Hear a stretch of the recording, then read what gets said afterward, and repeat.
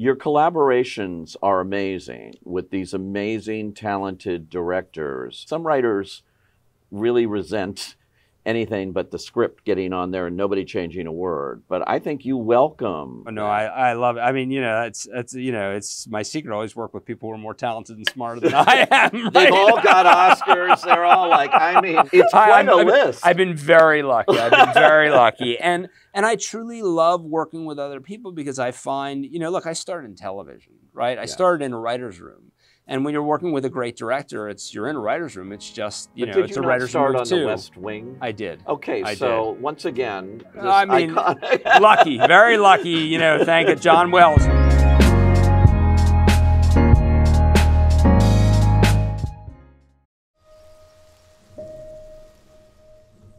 If summer doesn't sing in you, then nothing sings in you. And if nothing sings in you, then you can't make music. Something she told me. Hello, I'm Lenny. Hello, Felicia.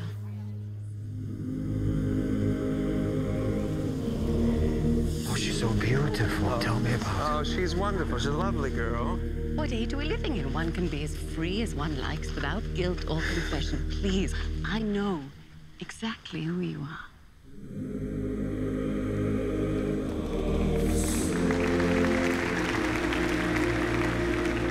He can be the first great American conductor.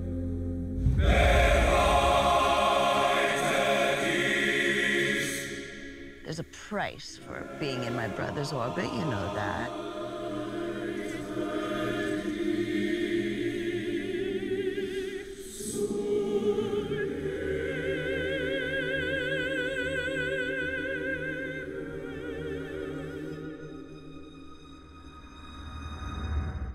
Welcome to Behind the Lens. Today, I've got an Academy Award winner and an Academy Award nominee and a terrific screenwriter.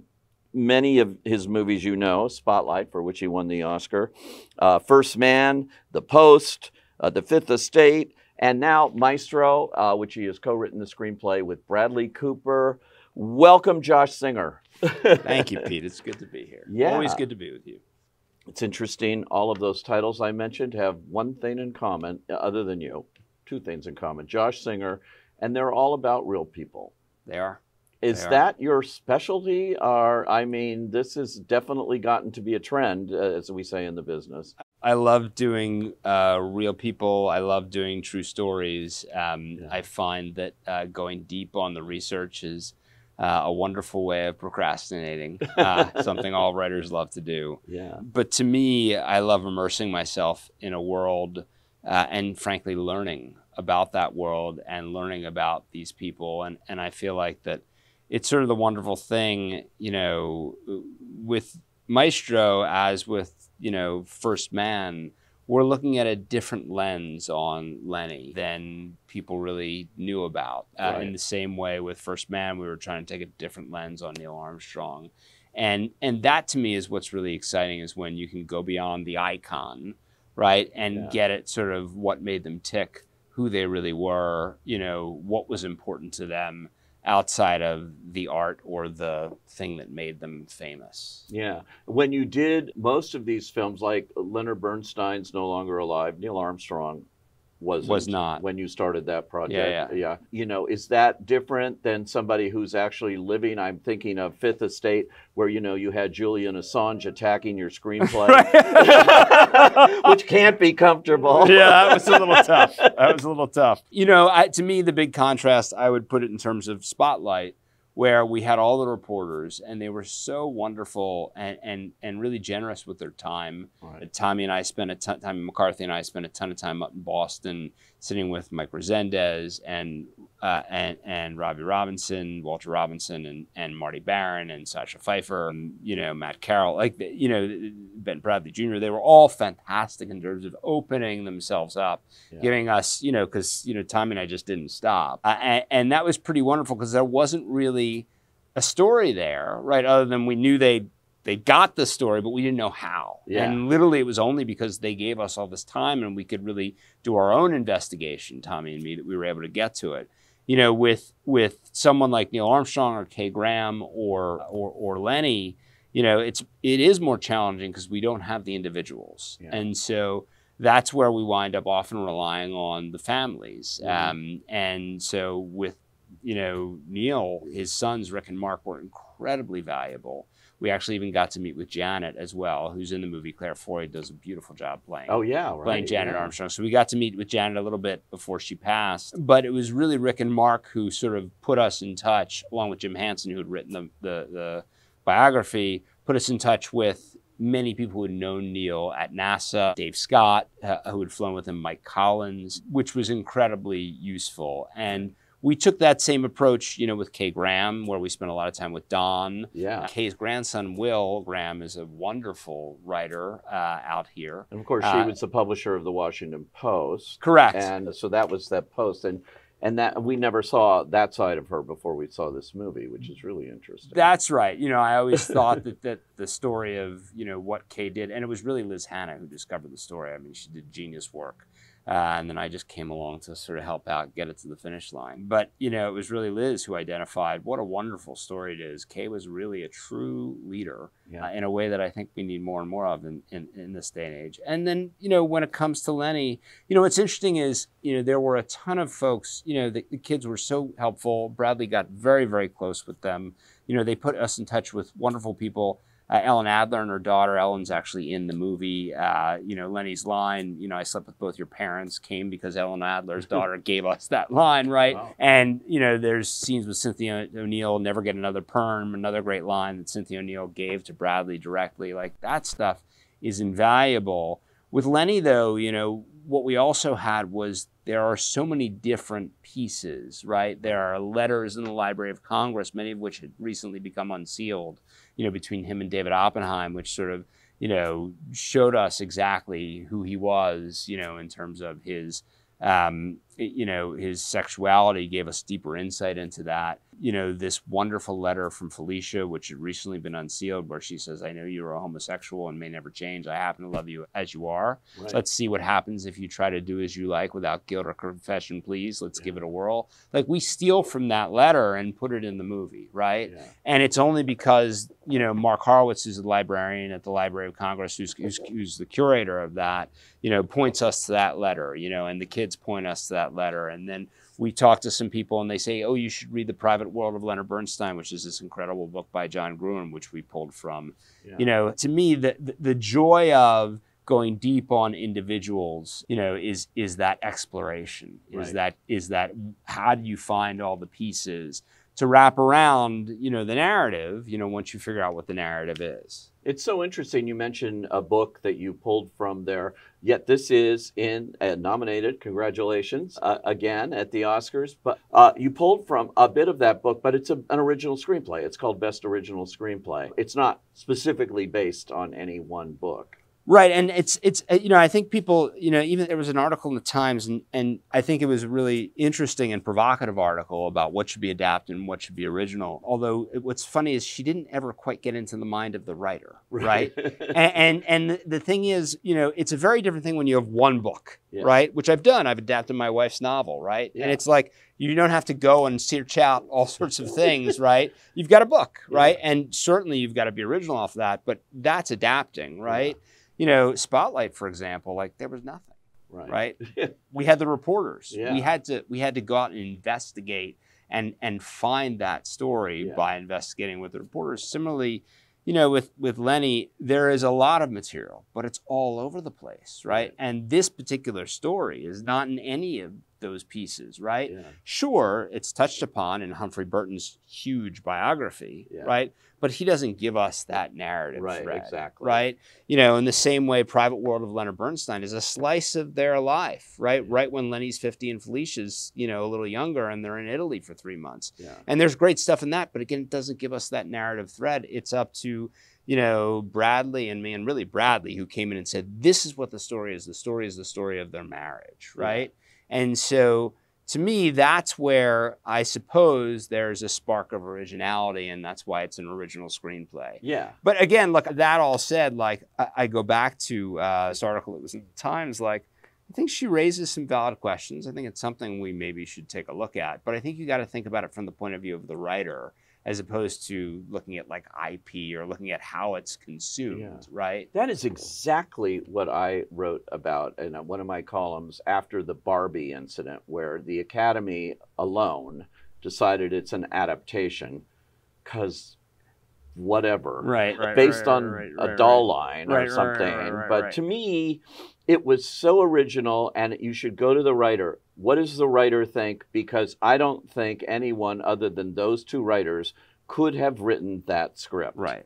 So that makes it original to me. It's not, a lot of people can take a book and do the interpretations. Right. And look, I do think, maybe it is something we should all think about a little bit. Again, like, this is fortunately above my pay grade. And what a pay grade. I have to say, you've been working on this before when you sat down. This has been a long ride. This has been 10 years for you because you've gone through three pretty famous people that were going to direct this at different points and a different kind of take originally, I guess. Is that right? Yeah, well, it's funny as I started working on this before I pitched on First Man, before Steven came to me with the Post. Fred Berner and Amy Durning, who were the original producers who had gotten the rights from the Bernstein kids, came to me. They had attached Marty, and they said, would you be interested? I'd written a spec about George Gershwin writing Porgy and Bess. I have a yen for dead Jewish musicians. And I didn't know a thing about Lenny other than West Side Story. I had a good friend from college who had been an acolyte who Lenny had mentored, a musician, and so I knew a little bit, but not very much. And I started researching. I started listening to the music. And frankly, that odyssey over the last 10 years, it's a journey of playlists. I've had so many different Lenny playlists, and they're all wonderful, right? But as I start to get to know him a little bit, I then went in and I had this wondertal hour with Marty where I pitched him, this is what I think the story is. Which is pretty amazing. I mean, for a young writer, I mean, it just, it literally was like meeting with God, right? And I mean, it's funny, which again was how I felt the first time I was summoned by Steven to go sit with him and talk about the Post. I was like, why does he want to talk to me? I don't know. But so it was amazing, and I had a pitch, and then it took a little while to do the deal, and then then frankly, I wound up getting sucked into First Man, sucked into the Post, as Fred and Amy were like, when's the script coming? When's the script coming? And finally, I wound up with a script, right after we finished the Post. I finished the script, and it was a little out there. I was trying to do 8.5, right? Yeah. Like, I was really trying Nothing to do wrong with that. a Fellini-esque, version of like Marty, that would hopefully capture Marty's attention, of Lenny at a very particular moment in time in 57 where he's had these huge triumphs on the stage with Candide and West Side Story, and yet says, I'm going to walk away from musical theater again, and I'm just going to take over the New York Philharmonic, which is where he stayed for 10 years and wrote very little in that time. Yeah. And so to me, that decision point was really interesting. And it was really about him deciding between composing and conducting. And Felicia was the B story, right? And his sexuality was there, but it was the B story, right? And moreover, like, I was terrified of older Lenny because he goes very dark, especially when he loses Felicia. Yeah. And I just didn't necessarily want to go there. So I really focused on him as this younger man when he's, literally king of New York and king of the world, really. And so that was where I lived in my screenplay. And Marty, read it and was not for him, but I slipped it to Steven and Christy McCosco Krieger, who's who's fantastic. On so many movies. She's the best, right? Yeah. And they loved it. Yeah. And Steve was like, well, I'm probably going to do West Side Story, but if I don't, I'd be interested. How ironic. I'm probably going to do West Side Story. Well, he'd been right, exactly. So and it was clear that he couldn't do both, right? because of just that. And so, but he, we started working on it. We started playing with it and seeing what it could become. And it ultimately wound up, we had this read-through, which, the trades got wind of. Yeah. And it was because of that, Bradley and Dave Bugliari heard about what was going on. And Bradley sort of threw his hand up and said, I've always wanted to play a conductor. And it was right as Steven and I were finishing a third draft that we had worked on. And Christy slipped it to Bradley. And Bradley read it immediately. It was, Bradley, when he's passionate about something. Right, just boom. And literally, like, We sent the script to Bradley, and the next day he had read it. He was on vacation in Fiji and literally read it right away. And the next day I had a call with Steven, and I was like, oh my God, right? Yeah, and that's fast in this business. Incredibly fast. And Bradley said, basically, I'm in. And so for like 24 hours, I had Steven directing Bradley in this movie.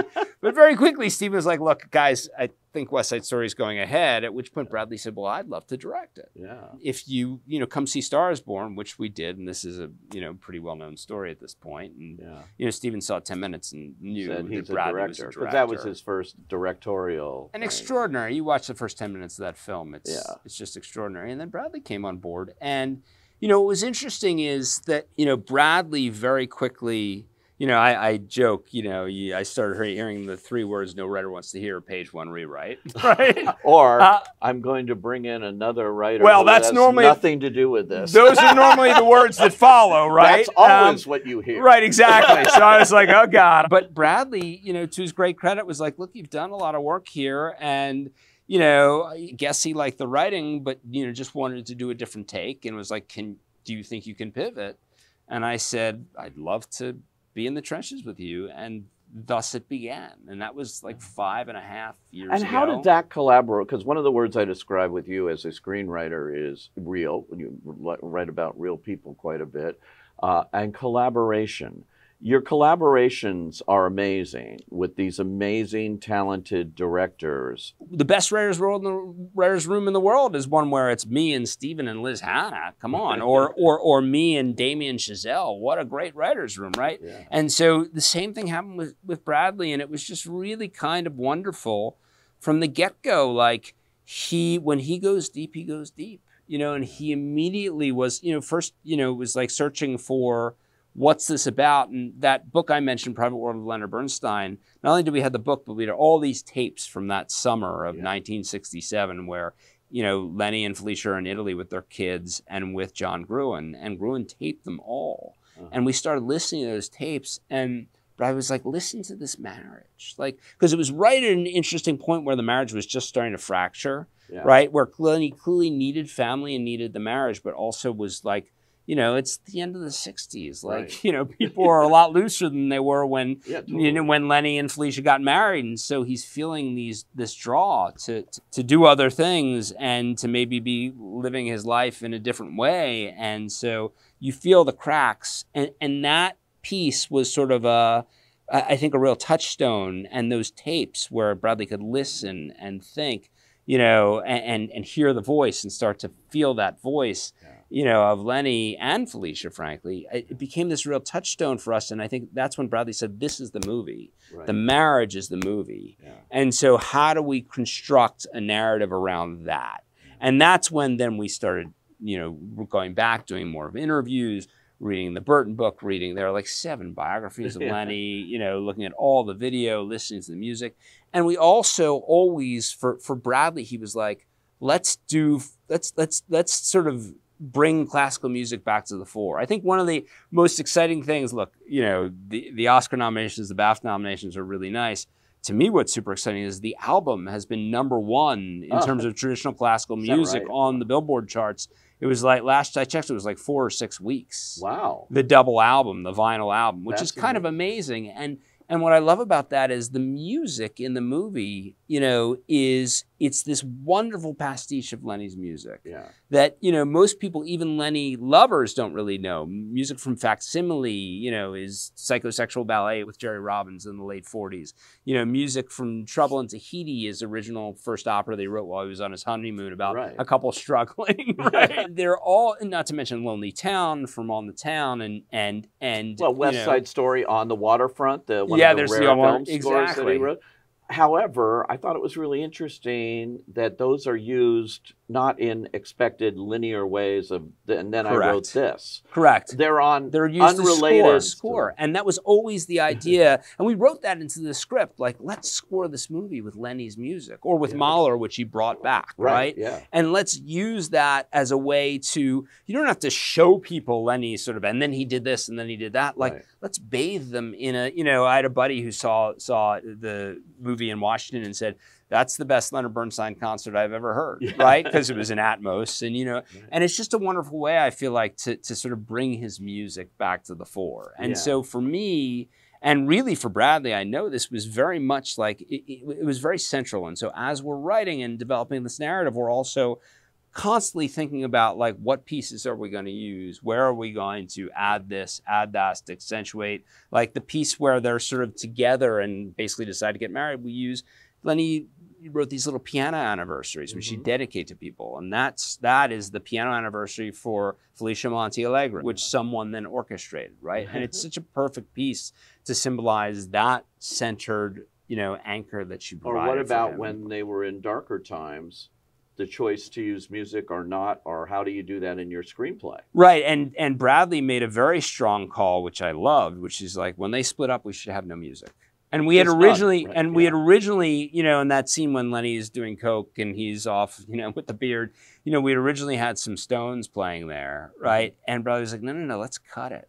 Like, let's just let's go, dry. So that, like, you really feel what's missing here, in addition to what's missing with them. Yeah. When you're writing with an actor who's going to play the role and also going to direct the movie, is that a different vibe in a weird way, It's funny because when we were working on Spotlight, there were times when Tommy would just get out and act out the scene. I just write it down and be like, there's a scene, because Tommy is trained Tommy went to Yale Drama. He's a, trained actor.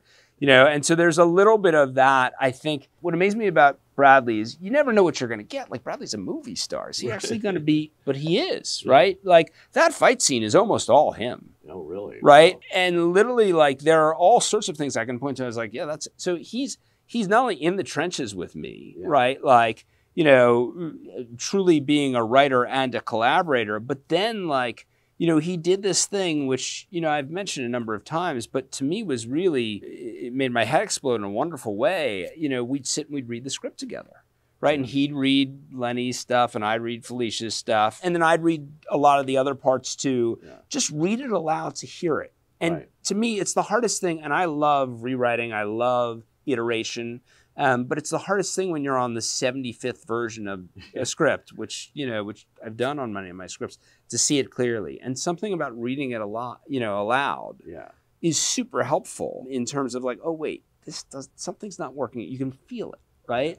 And so that was incredibly valuable. I'd say the other thing that's incredibly valuable is, there's always the delicate dance of, even, with these great collaborations where it's you and a director, and you're working on the thing. And then at some point, number one on the call sheet comes in. Right. And they're going to have their own ideas. Absolutely. Right. And often there'll be very good ideas. There are all sorts of things I can point to in First Man that were Ryan's ideas, right? That came in fairly late in the process. And to me, the hard thing is just, it's fairly late in the process. So it's like, even if it's a great idea, as a lazy writer, you're like,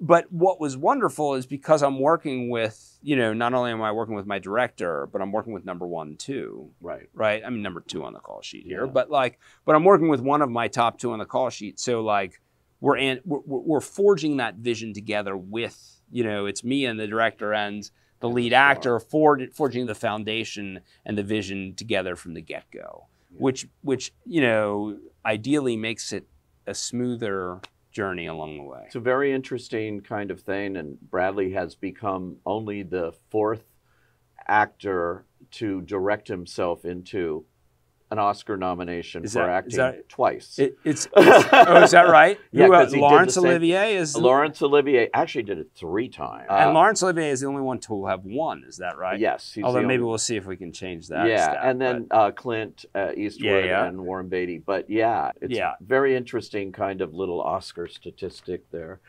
Before we go, I have to ask you, what is next? I heard, are you working on Bullet? I am. Okay. So that's really interesting to me because that last time I checked, is not a real person. No. Yeah. Although it is adapted, and for good reason, because it'll be adapted from the first movie. It's pretty early stages there. You know, Stephen and I have been knocking it back and forth. Spielberg again, you're working with. Is he going to direct it, or is he going to? We'll see. You never know until he's there on the day. And no, is it Bradley possibly? That's the idea. That's the idea. So this is a whole thing. I mean, look, I just hope I can fulfill my end of the bargain and deliver something good enough that they're as excited once the script is done as opposed to at the early stages. But, look, Stephen has been just an incredible mentor and friend to me, and working with him is a true joy. So, anytime I get to be sitting with him jawing about story, I'm not only learning, but having a ball. So just amazing career, chugging right along. And again, congratulations on all the critical acclaim and the awards attention, and best of luck going forward. But people are liking the movie and appreciating what you guys did with it. So thank you, Pete. Yeah. And thank you for doing what you do the way you do it. Thanks for joining us on Behind the Lens. Take care. Thank you.